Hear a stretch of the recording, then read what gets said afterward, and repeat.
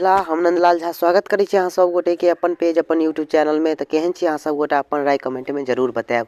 मिथिलावासी आइ वीडियो में हम अहाँ सब गोटा संगे कोनो टैग के नॉलेज शेयर करऽ वाला नहीं छी। एकटा इन्फॉर्मेशन छै जे देबले हम आबि गेलहुँ हँ अहाँ सबके बीच।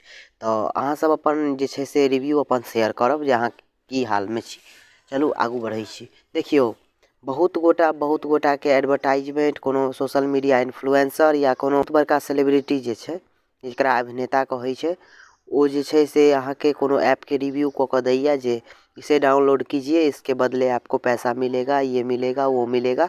मतलब मारिते रंग के एडवर्टाइज होइ छै। ओइके तहत अहाँ जे छै से बहुत तरह के जे छै से एप्लीकेशन डाउनलोड कऽ लै छियै।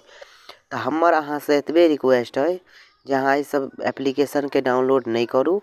कोनो यदि गलत एप्लीकेशन के अहाँ यूज करै छी तऽ नहीं करू आ ओइ सब पर चक्कर में नहीं पड़ू। सोशल मीडिया पर पाई कमायल जाइ छै लेकिन सही तरीका से एप्लीकेशन यूज कऽ के अहाँ सोशल मीडिया से पाई नहीं कमा सकै छी। आ ई वीडियो के जे छै से अहाँ ज़्यादा से ज़्यादा शेयर कऽ देबै ताकि जे छै से और गोटा के इससे नॉलेज भेटत।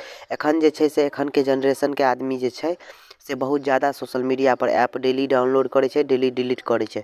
ऐसा की होइ छै तो गूगल के थ्रू रजिस्टर कऽ दै छै या मोबाइल नंबर के थ्रू रजिस्टर कऽ दै छै।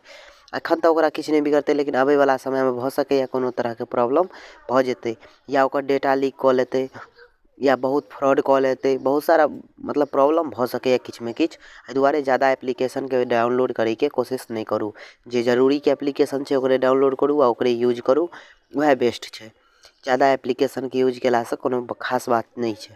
गेम के यूज करै छी तऽ ठीक छै कोनो गेम, लेकिन लूडो छक्का या जुआ सट्टा के चक्कर में नहीं पड़ू। यह अहाँ सबसे अनुरोध है। आ ओइ सब के चक्कर में अहाँ डूबि सकै छी, बर्बाद भऽ सकै छी, ऊपर मुँहे कखनो नहीं जा सकै छी। ई बात हमर निश्चित है। बाकी भेटै छी नवका वीडियो में, तब तक के लिए हमरा इजाजत। जय हिंद, जय भारत।